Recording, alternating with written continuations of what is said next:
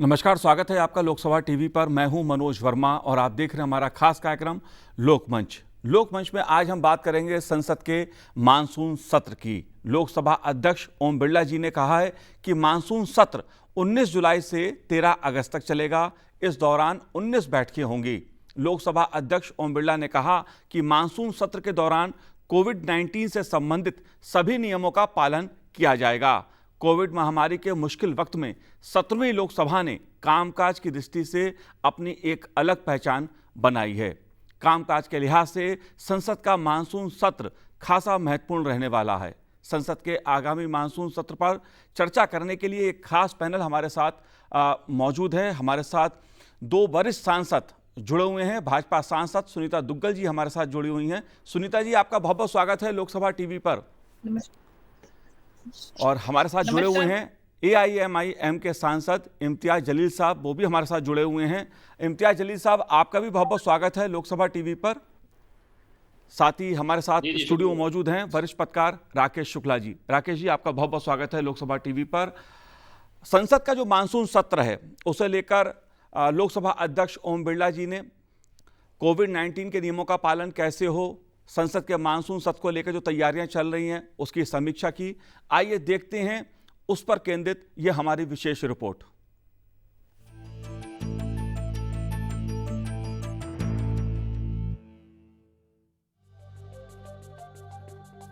लोकसभा का मॉनसून सत्र 19 जुलाई से 13 अगस्त 2021 तक चलना निर्धारित हुआ है।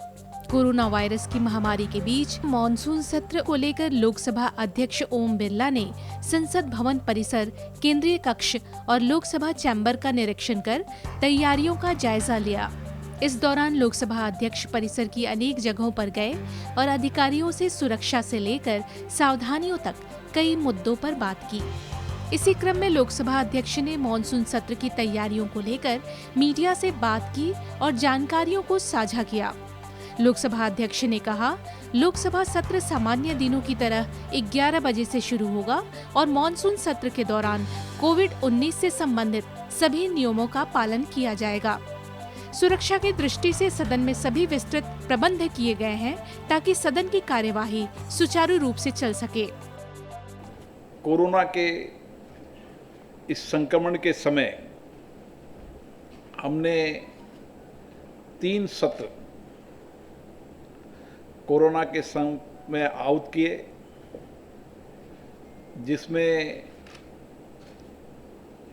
सामान्य सत्रों की अपेक्षा से ज़्यादा माननीय सदस्य उपस्थित रहे, अपने संवैधानिक दायित्वों को पूरा किया। उसके लिए मैं माननीय सभी सदस्यों का अभिनंदन करता हूं।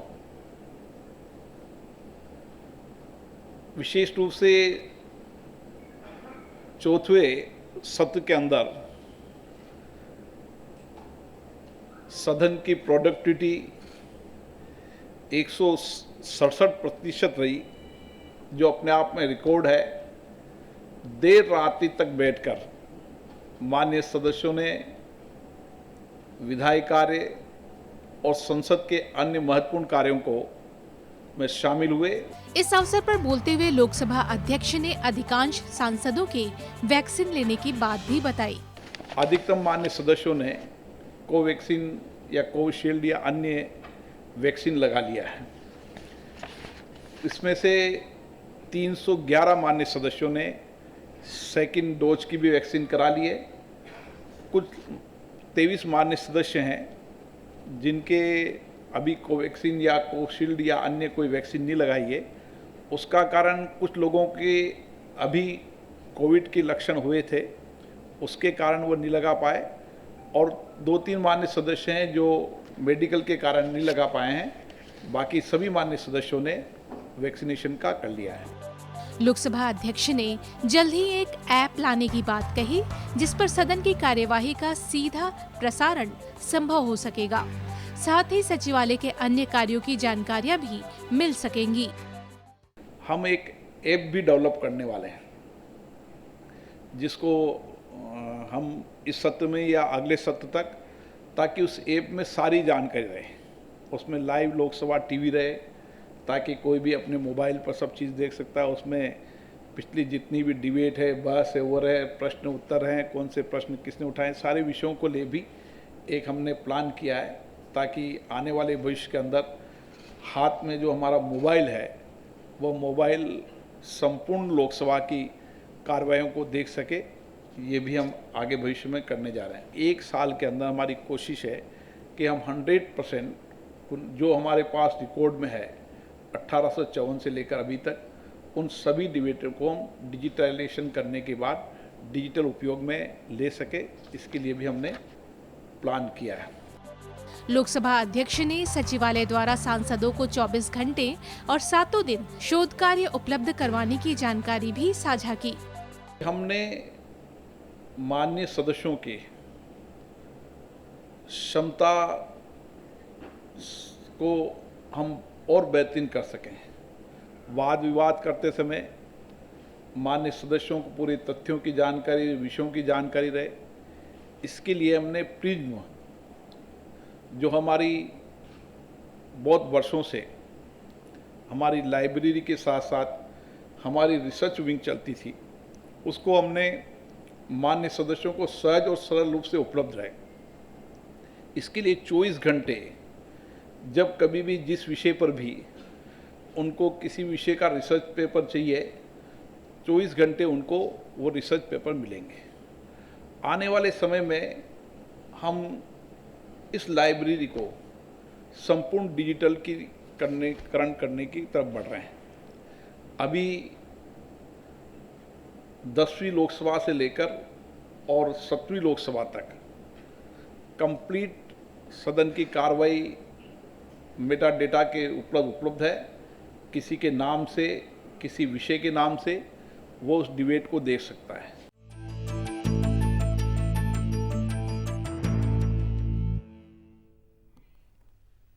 लोकसभा अध्यक्ष बता रहे थे कि 7वीं लोकसभा में जो अब तक कामकाज हुआ है उसकी उत्पादकता अगर पिछले कुछ वर्षों की हम बात करें तो सबसे अधिक रही है 17वीं लोकसभा में। 7वीं लोकसभा के 2 सालों में 5 सत्रों के दौरान लोकसभा की कार्य उत्पादकता 122% से अधिक रही है, जो कि हाल के वर्षों में सबसे अधिक है। लोकसभा में चर्चा अधिक हुई है और इस दौरान 107 विधेयक पारित किए गए हैं। यह अपने में एक बड़ी उपलब्धि है। लेकिन संसद का मानसून सत्र खासा महत्वपूर्ण रहने वाला है। इम्तियाज जलील साहब हमारे साथ जुड़े हुए हैं। इम्तियाज साहब, आप कैसे देख रहे हैं संसद के मानसून सत्र को? खास तौर से लोकसभा अध्यक्ष जी ने कोविड नियमों का पालन करते हुए संसद का सत्र चले, पहले भी संसद का सत्र चला है, आप कैसे देख रहे हैं इसको? जी बिल्कुल सही है कि जितने भी प्रिकॉशनरी मेजर्स लेने चाहिए थे वो मेजर्स लेते हुए पिछले बार भी पूरा सत्र चलाया गया था और इसमें कोई दो राय नहीं है कि जो प्रोडक्टिविटी रही है इस लोकसभा की, तो वो वाकई में काबिल तारीफ बात है और इसका पूरा श्रेय जाता है हमारे आदरणीय लोकसभा के स्पीकर ओम बिरला जी को, जिन्होंने बहुत अच्छे तरीके से जितने भी सेशंस हुए हैं उसे चलाया है और उसी का नतीजा है कि 122% प्रोडक्टिविटी आना कोई मामूली बात नहीं है। तो हम उन्हें मुबारकबाद देते हैं। और आपने जैसा कहा है कि आने वाला सत्र जो है वो बहुत मायने रखता है, तो यकीनन बहुत मायने रखता है और हमारी उम्मीद सरकार से यही रहेगी कि इसका भरपूर इस्तेमाल किया जाए। जो पिछले जो हमको तकलीफें हुई है, जो मुश्किलों का सामना करना पड़ा है, जो आज हालात है, उसे देखते हुए उन मुद्दों को एक पॉजिटिव वे से, एक कंस्ट्रक्टिव वे से उसके ऊपर डिस्कशन किया जाए। ये नहीं देखा जाए कि ये विपक्ष के है, इनके काम है आलोचना करना। ये आज हर कोई जानता है, चाहे वो सत्ताधारी पक्ष का हो, विपक्ष का हो, कि हमने कोरोना के दौरान हमने देखा है कि हमारे मेडिकल सिस्टम किस तरह से चरमराया हुआ है। तो हम चाहेंगे कि ये जितने भी दिन है 13 अगस्त तक का, उसका ज्यादा से ज्यादा फायदा अगर करना है तो हमें मेडिकल इंफ्रास्ट्रक्चर के बारे में है तो ज्यादा से ज्यादा लंबा चौड़ा डिस्कशन करना चाहिए। आज बेरोजगारी का जो एक मुद्दा है और तीसरा ये है कि महंगाई के बारे में इन 2-3 बातों के ऊपर बहुत ज्यादा गंभीरता से चर्चा करने की जरूरत है। मैं विपक्ष में रहते हुए भी ये बात कहना चाहूंगा तमाम विपक्षी दलों को कि हमको एक-एक मिनट का इसका फायदा उठाकर लेने का है, क्योंकि जनता पूरी देश की देखने वाली है कि इस सत्र के अंदर क्या फैसले लिए जाते हैं, किन मुद्दों के ऊपर चर्चा होती है और सरकार की नई बातों को लेकर सामने आती है। तो हम भी चाहेंगे कि ये सत्र का भरपूर फायदा उठाया जाना चाहिए सभी लोगों ने, सभी राजनीतिक दलों ने। जी सुनीता दुग्गल जी, प्रधानमंत्री नरेंद्र मोदी जी ने जो 17वीं लोकसभा है उसके 2 साल का जो कार्यकाल रहा है उस पर ट्वीट करते हुए अपने संदेश में कहा कि बीते 2 वर्षों में ओम बिरला जी ने ऐसे कई कदम उठाए हैं जिन्होंने हमारे संसदीय लोकतंत्र को समृद्ध किया है और उत्पादकता में वृद्धि की है। इससे कई ऐतिहासिक और जन समर्थक कानून पारित हुए हैं, लेकिन विपक्ष इन कानूनों पर समय समय पर सवाल उठाता रहा है। आप मानसून सत्र को कैसे देख रही हैं? इम्तियाज साहब ने कई सवाल उठाए हैं, कई मुद्दे उठाए हैं, आपका क्या कहना है? देखिए मनोज जी, बिल्कुल मैं सबसे पहले तो यही कहना चाहूंगी कि जिस तरह से जो पिछले 2 वर्षों के अंदर जिस तरह का जो है वो कार्यकाल रहा है और जिस तरह की उत्पादकता रही है, वो अपने आप में मुझे लगता है कि एक हिस्ट्री ही हम इसको मानेंगे कि इससे पहले कभी भी हम देख लें कि पहले समय में कभी भी इतना जबरदस्त जो है प्रोडक्टिविटी नहीं रही है। तो ये एक अपने आप में अनूठा जो है हमारे स्पीकर महोदय के नेतृत्व में जिस तरह से संसद चली है, और खासकर जो पेंडेमिक का समय है, ऐसे समय में भी जो है वो ठीक तरीके से सुचारू रूप से चलाना, सुव्यवस्थित रूप से चलाना और इसके साथ साथ उसके अंदर प्रोडक्टिविटी में भी जो है वो बढ़ोतरी होना, ये भी बहुत ही मैं कहूंगी कि काबिले तारीफ है।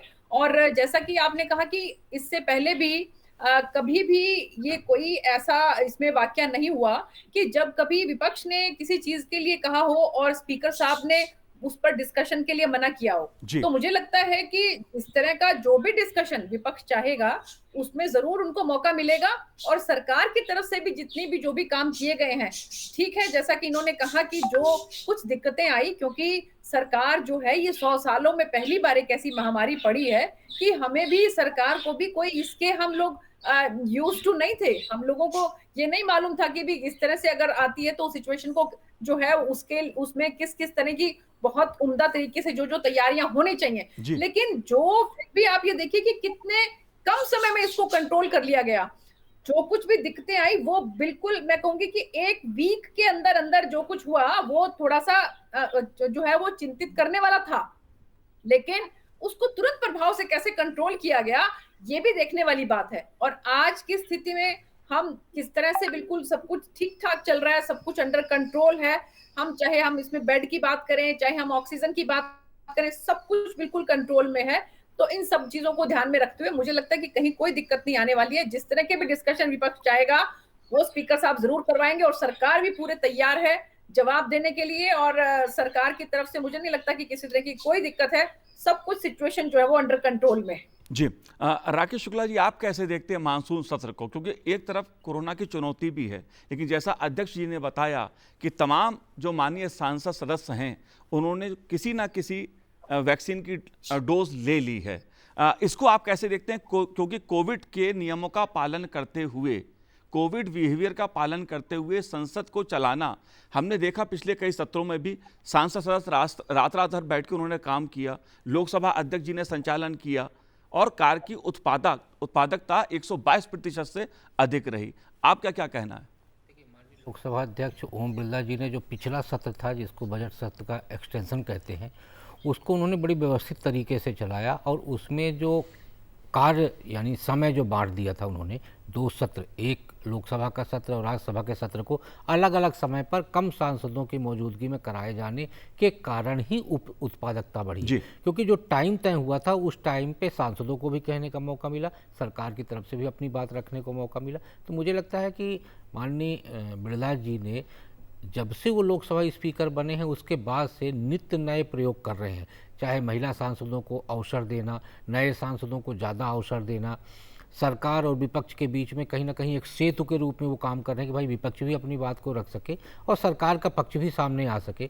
तो बिरला जी का जो एक प्रयोगवादी प्रक्रिया चली आ रही है, उसी प्रयोग के तहत वो डिजिटल करने की तरफ भी तेज़ी से बढ़ रहे हैं। यानी संसद को पेपरलेस करने को लेकर काफ़ी लंबे समय से जो एक कवायद चल रही थी, मुझे लगता है उसका श्री गणेश करने का पूरा जो मौका है और पूरा अवसर जो है वो माननीय बिरला जी करने जा रहे हैं। और यदि लाइब्रेरी डिजिटल हो जाती है तो मुझे लगता है कि इसका सबसे बड़ा फ़ायदा सिर्फ हम सांसदों को न देखें बल्कि इसका फ़ायदा देश को होगा, उन शोधकर्ता बच्चों को भी होगा जो आज पार्लियामेंट लाइब्रेरी में मौजूद सामग्री का उपयोग नहीं कर पा रहे या उन्हें यहाँ आना पड़ता है, फिर किसी सांसद के थ्रू उनको उस पुस्तक को उपलब्ध करना पड़ता है। तो मुझे लगता है ये देश के लिए एक बड़ा सकारात्मक कार्य होगा लाइब्रेरी का डिजिटल करने का।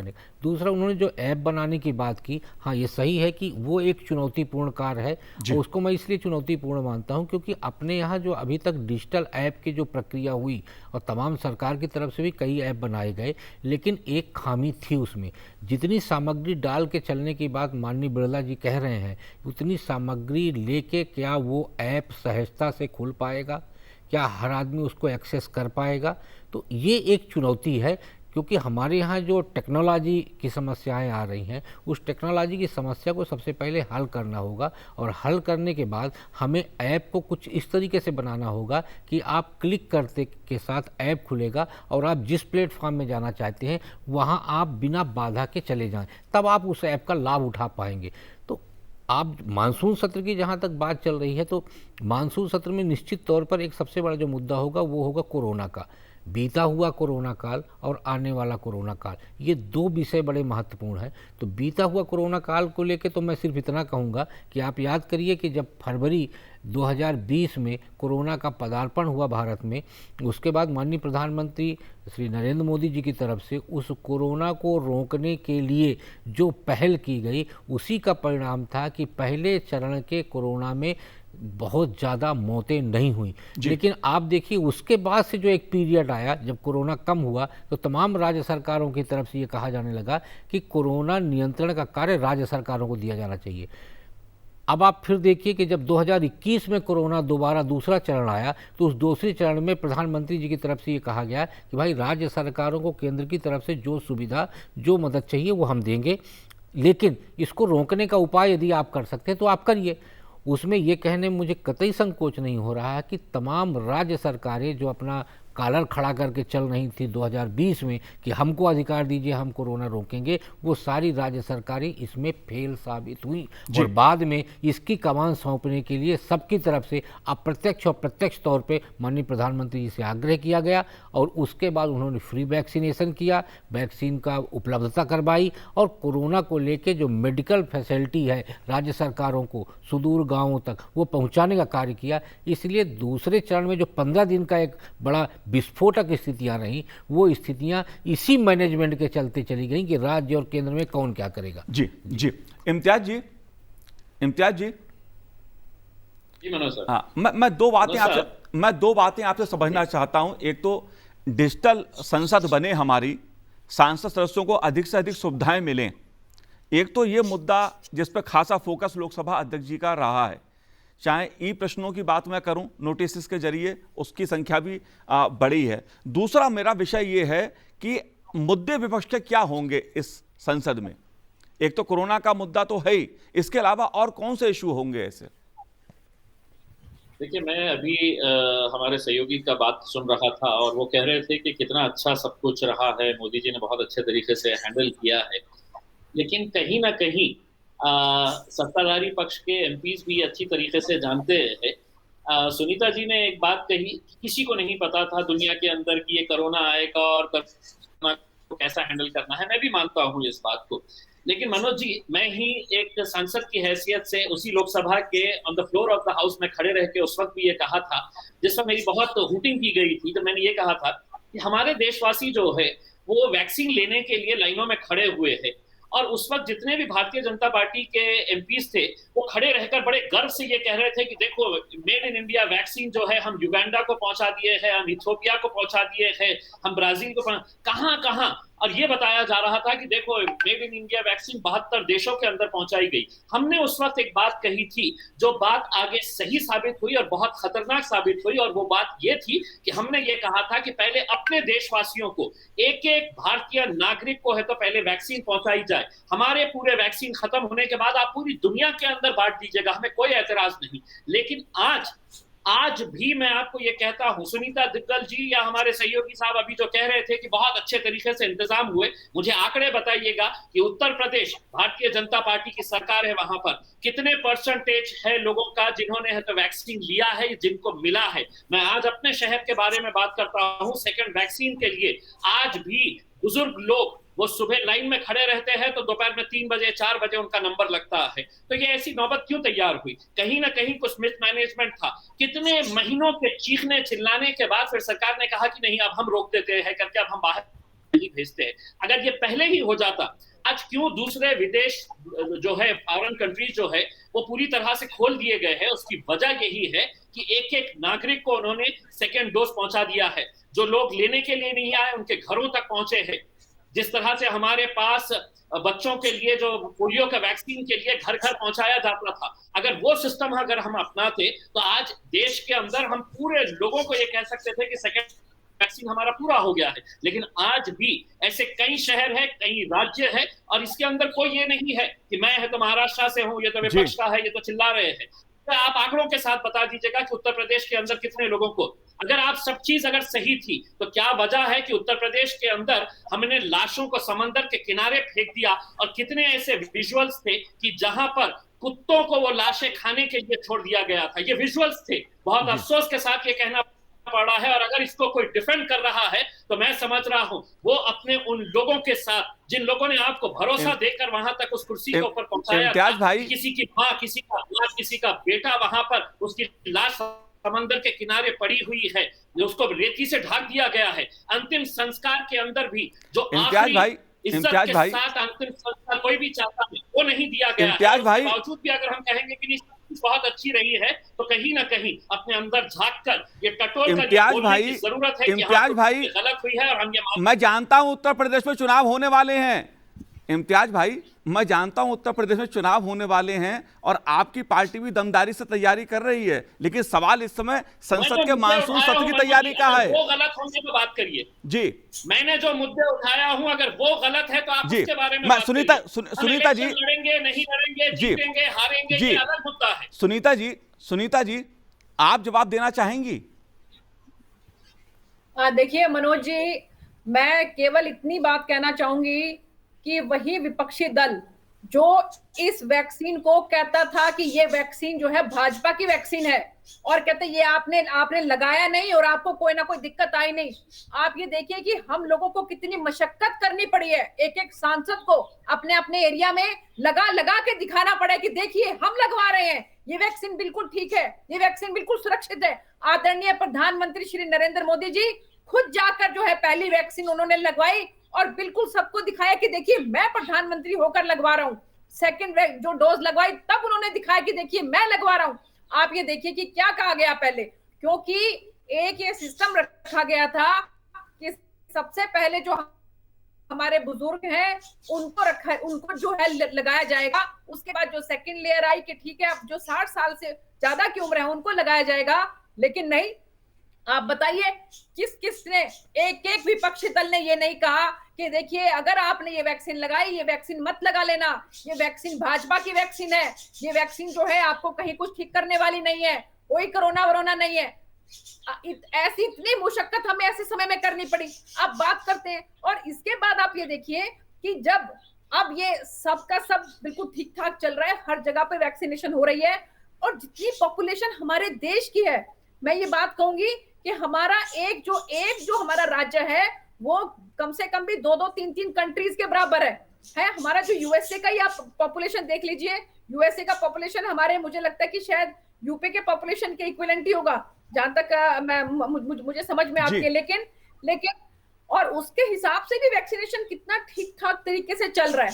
धीरे धीरे जो है वो 18 साल से ऊपर तक के लिए भी कहा गया कि ठीक है अब ये बच्चे जो उनसे 18 साल की ज्यादा की उम्र के हैं इनको भी जो है वैक्सीन किया जाएगा, वैक्सीनेटेड किया जाएगा।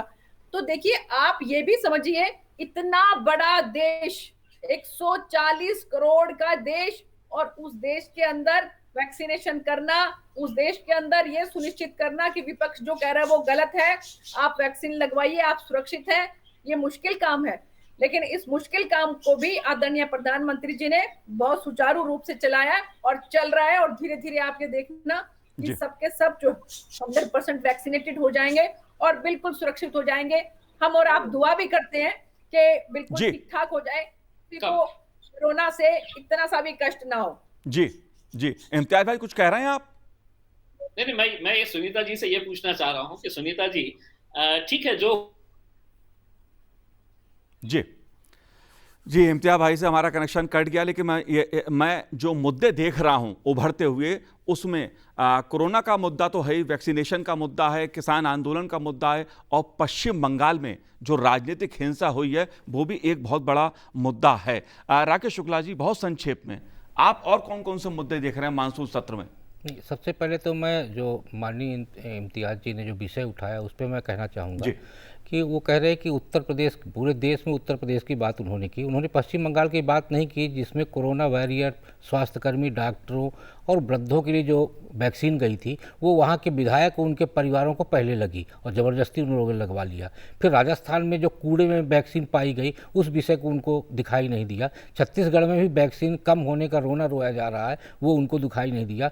उत्तर प्रदेश में खाली सिरिंज से जो वैक्सीनेशन किया जा रहा है वो उनको दिखाई नहीं दिया। मुझे लगता है चश्मा लगा के नहीं देखना चाहिए, खुली आंख से सारी चीज़ों को देखना चाहिए, तभी आप एक सार्थक बात कह पाएंगे।